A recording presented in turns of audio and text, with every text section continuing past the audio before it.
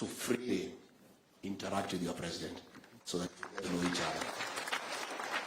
For those of us who have worked with him for so many years, he's a decent guy. Hakuna maneno mingi. So please just relax and let us interact deep into the night and tomorrow. Finally, I want to thank all of you. When we had the last PG, we asked that you go to the Senate and the National Assembly and do a good job and make sure that both speakers are elected. Pongezi sana. Thank you very much for the good job that you did. And going forward, that must be the spirit. Again, I want to thank all of you whom we worked together during the mobilization of our supporters to Kasarani. You are aware that we have changed the way things were being done, where county commissioners were being used for political mobilization. That is no longer the case. I know you are not very efficient because we were trying to take over from a different system, and there was a bit of confusion. Even at State House, we want to apologize. There was a bit of mix-up. It is because the outgoing administration was not very forthright with us. But going forward, now that we are fully in charge, things will be very smooth, and there will never again be any inconvenience to members of the two houses. So with those very many remarks, it is now my honor and privilege to welcome our party leader of Kenya Kwanza and the President of the Republic of Kenya, Dr. William Samoei Ruto. Thank you very much, my brother Rigathi. Tafadhali tuketi. Asanteni sana. Bwana Deputy President and party leaders here and members, good afternoon. Hamjambo? Mambo? Gakuya Buddha, wacha kuongea mambo mingi, wacha tu.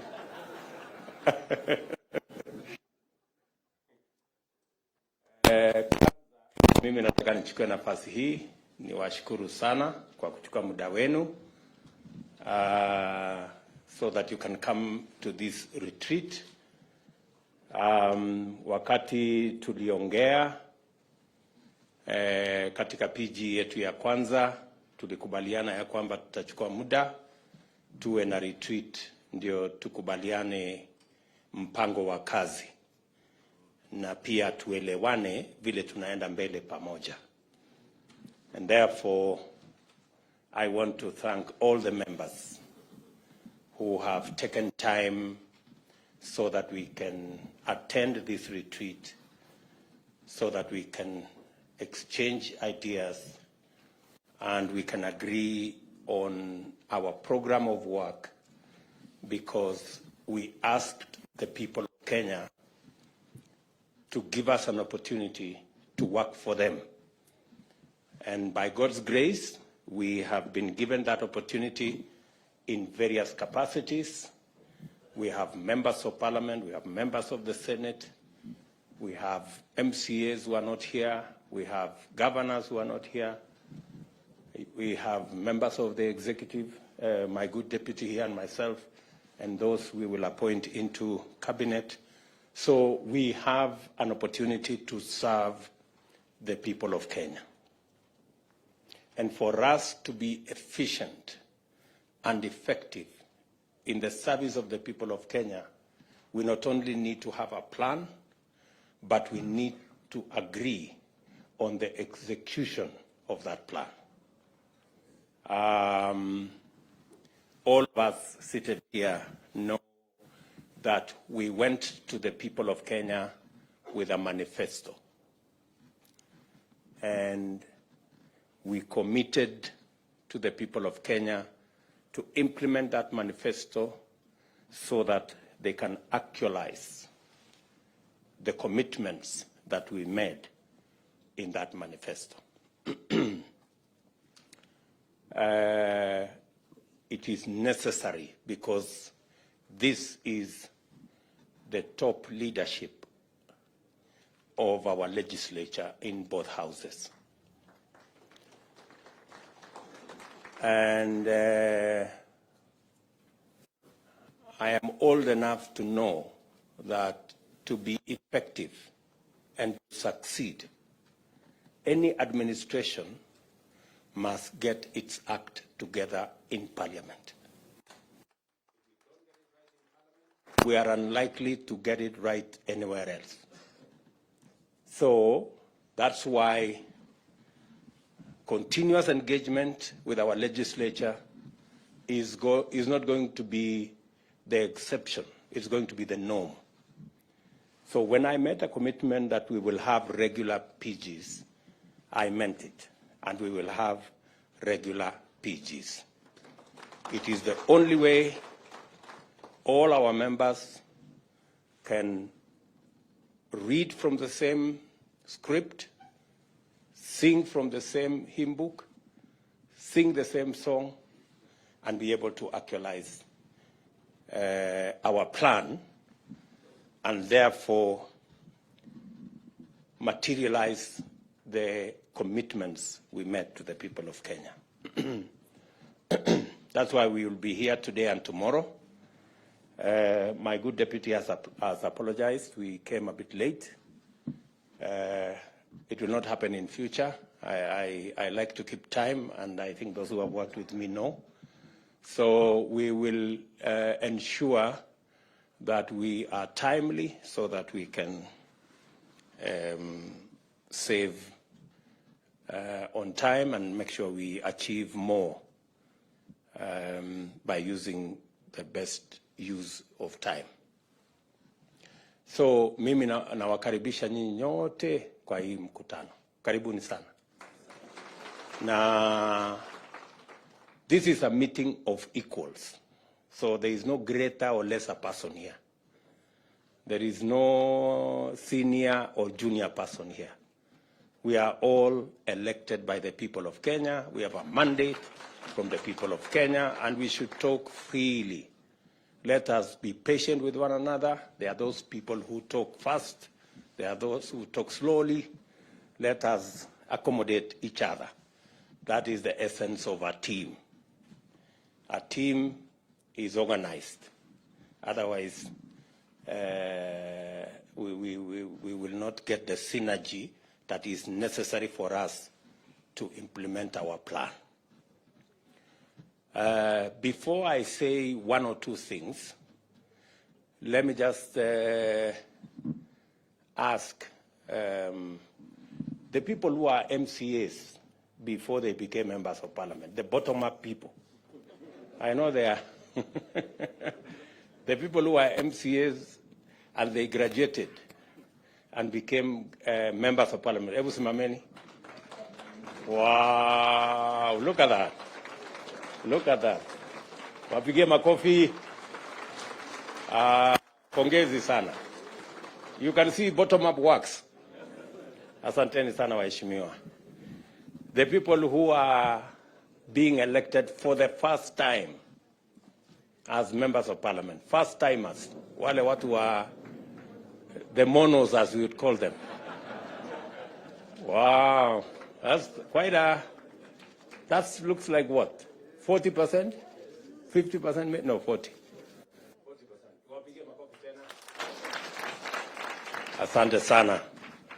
The second timers, the people in Form 2. Wow, quite a number. Tuwapigie makofi tena, the second timers. Asante sana. Kawanjiko, wewe uko Form 2 kweli?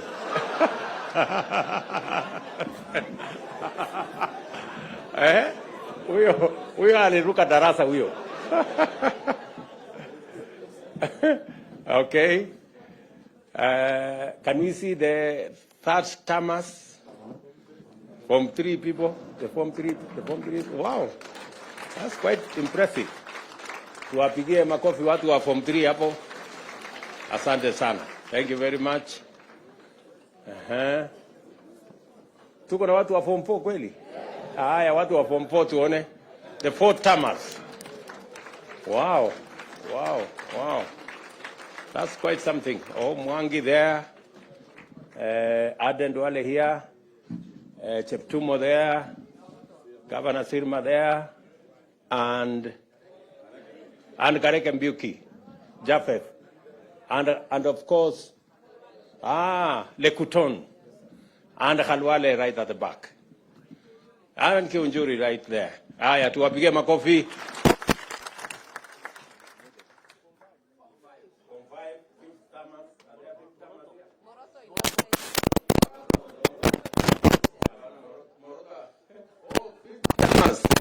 Wow, we have a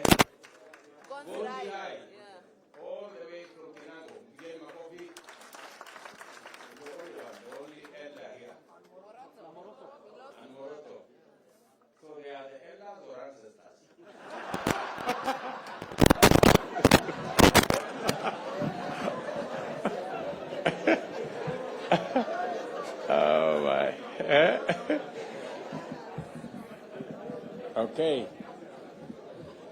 So I think that gives us the framework of our. You can see we're quite a mixed group. We have all manner of people. So why I did that is I wanted for all of us to know that there is something we can learn from the younger ones. But there is something also we can learn from the seniors. I want to ask the seniors who are here, let us take time and mentor the newcomers. Let us make it our responsibility. Don't monolize anybody. Don't harass the younger ones. And please be useful.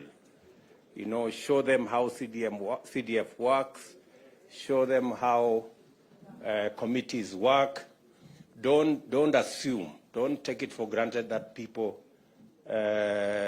know how to do stuff. Tomorrow we are also going to have a session to show you a bit of etiquette. We want to show you how to hold,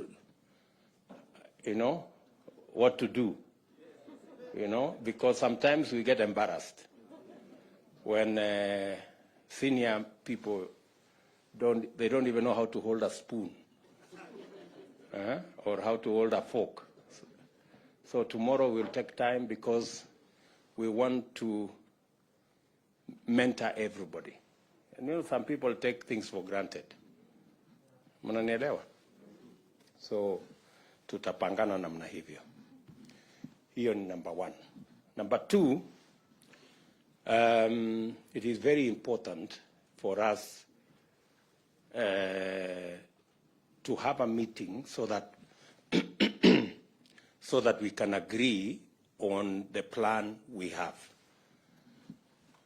This PG is for us to interrogate our party manifesto, the Kenya Kwanza manifesto, because that is the basis upon which we were elected.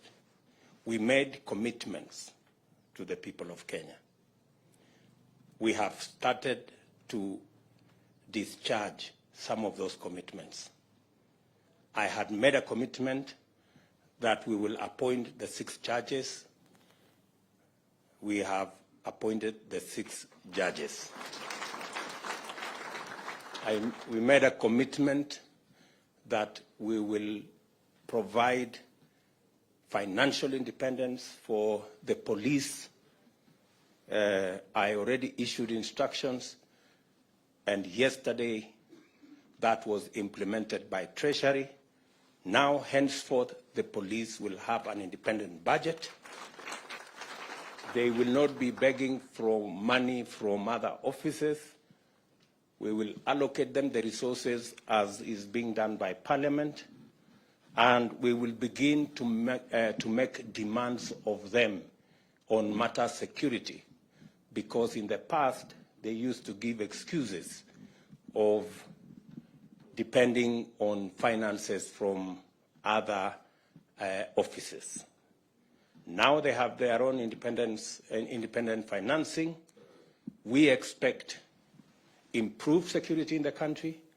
We expect expeditious matters to do with public wastage in public resources should be dealt with firmly, decisively, and in a timely manner.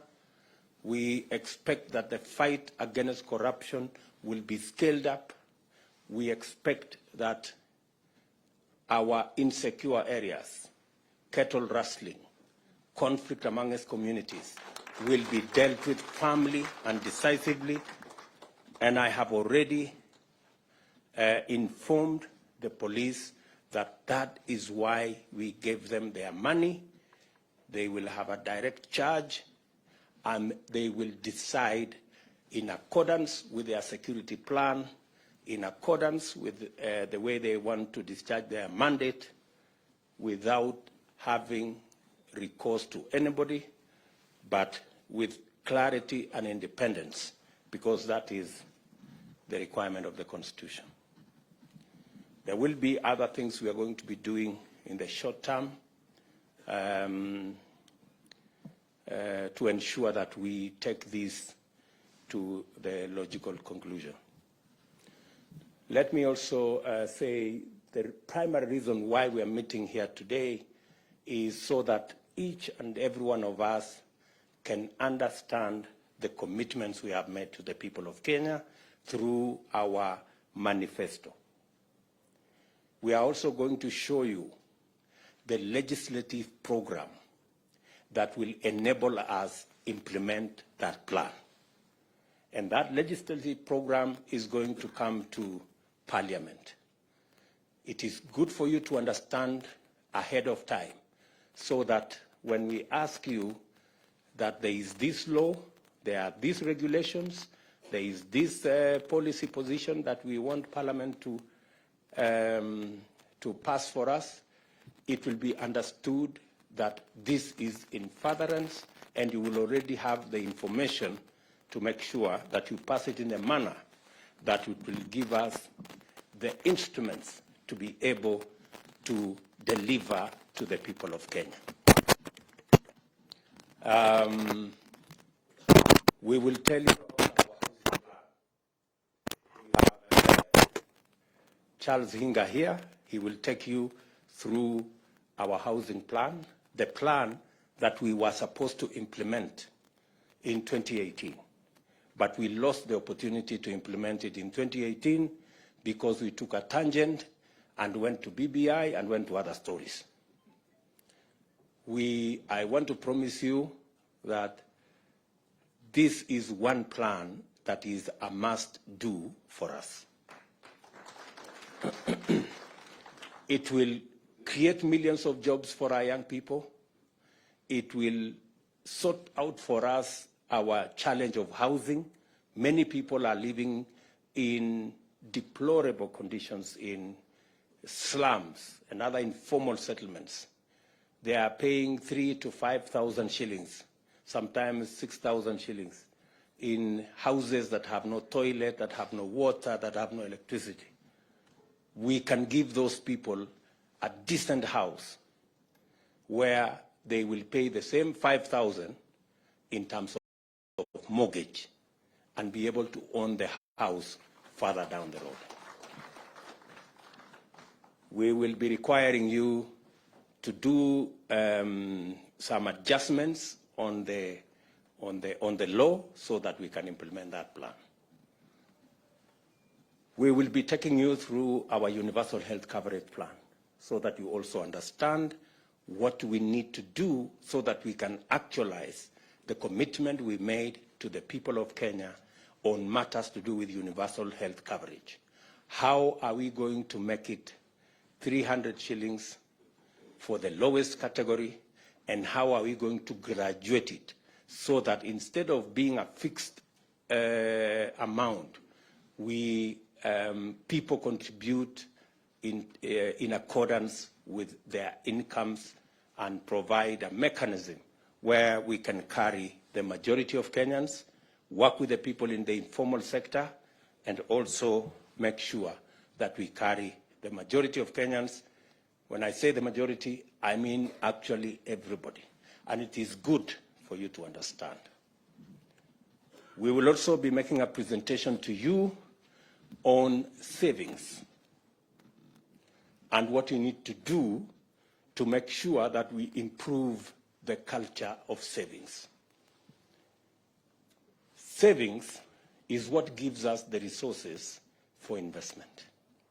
In fact, the norm is investments is actually a function of savings. You can only invest if you have saved. Today, we are among the least savers in our continent. You can't believe it. Tanzania has a better saving culture than us. They have a smaller economy than us. Uganda have a huge pension scheme, bigger than ours, and they have a smaller economy. So we have to rejig, we have to change, and the people from our professionals working with the people from NSSF will be here tomorrow morning so that we can take you through what we need to do. Today we have savings of like maybe 1.5 trillion, which is very small. It is not even I think it is not even a tenth of what is the savings of Uganda. Mnajua hivyo? So we will take you through the motions so that we are all clear, because good people, we have no option but to change this country, and we are the people who are going to change it. We are going to take you through our agriculture plan so that we also agree on the interventions that are necessary. We have agreed as a government that we are not going to be subsidizing consumption. That is why we are going slow on matters to do with subsidizing consumption. We are going to work and support producers. That way, even if we are intervening at that level, it gives us a bigger leverage. Let me give you an example. The unga subsidy that was done, I was being briefed by the Ministry of Agriculture. The unga subsidy, for 1 month, the taxpayer was asked to give 7 billion for 1 month. Ile unga ya 100, which was nowhere in the first place. Very few people got to ever, yet we spend 7 billion shillings. If we had spent 7 billion shillings in fertilizer, it would be a very different ballgame. We would probably, because, for example, we are intervening, as I announced the other day, we are intervening on fertilizer for the short rains, 1.4 million bags. We are intervening for tea fertilizer. That's another 1.7 million bags for KTDA. It is costing us less than the subsidy of unga that is for 1 month.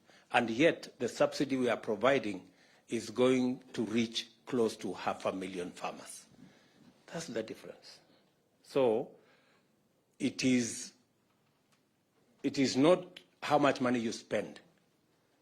It is where do you spend money so that you get value for every coin that you spend.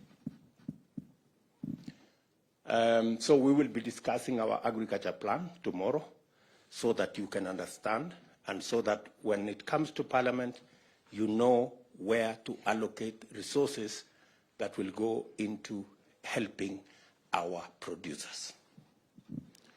We will be discussing with you all the other categories of our plan so that we can measure up to what the people of Kenya want.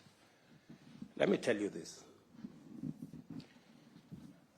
The reason why we did not do as well the last 5 years, is because we did not engage our legislators. Our legislators knew very little about our plan. That is how we failed. And that is why we must start here. You people must understand. You must be the champions. You must be the people to explain so that this plan can succeed. Tunaelewana jameni? So, mimi nawauliza, let's be patient. I know sometimes people have phones, they are sending messages left, right, and center. But let's be just patient so that we can go through these motions. Finally, we will be talking about katikati.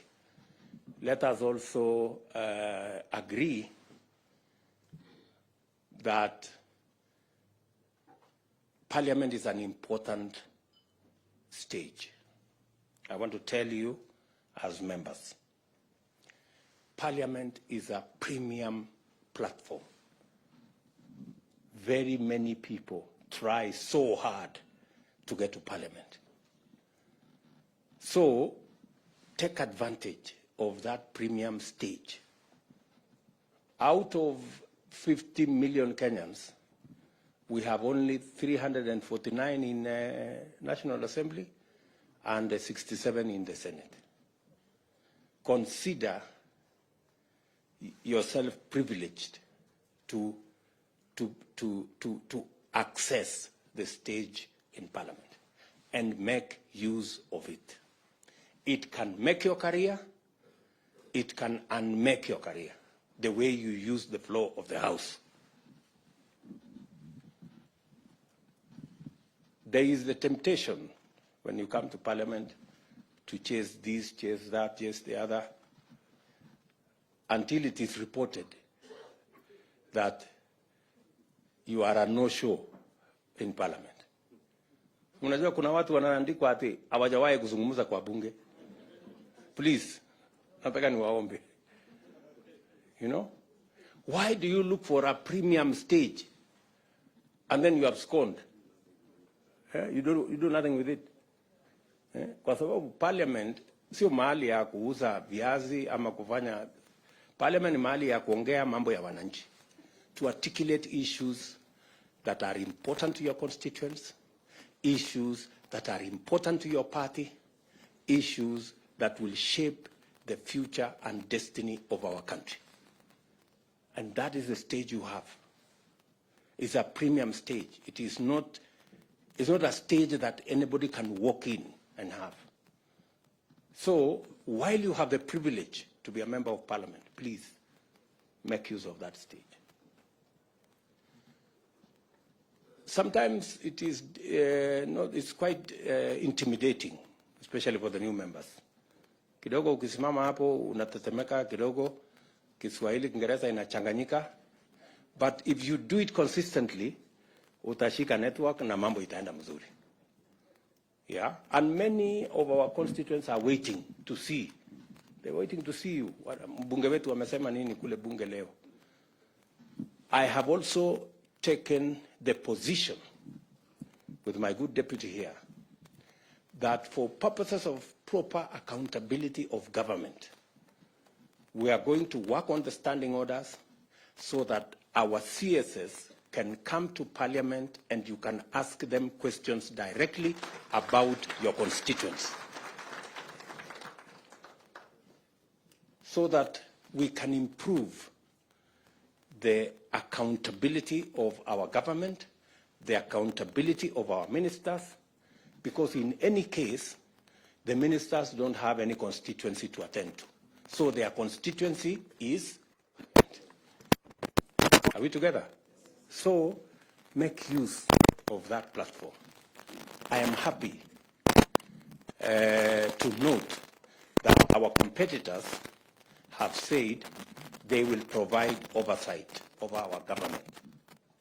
And we welcome our competitors' assertion that they will take seriously their oversight role over our government. We believe that the efficiency of any government is also dependent on how much we are kept on our toes. So I want to tell our good friends on the other side of the political divide, welcome to your oversight role. We are ready to be accountable as a government, because that will make the people of Kenya get value for every commitment we make, every shilling we spend, and every plan we roll out. So we are going to work together in that manner, and we want to take this into the future.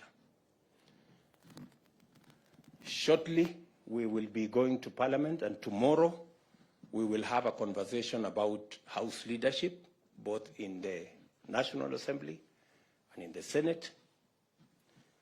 Let me congratulate all of you. When we had the PG, we agreed that each and every one of you should be in Parliament, and you showed a great patriotism in Parliament. You were there for long hours.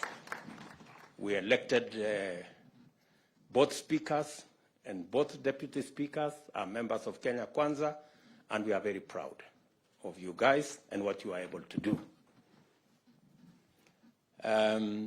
We are going to have the leadership of the House discussion tomorrow, and collectively we are going to make a decision on who will be the leader of majority in National Assembly, in Senate, their deputies, the chief whips, their deputies, and all the other people in there.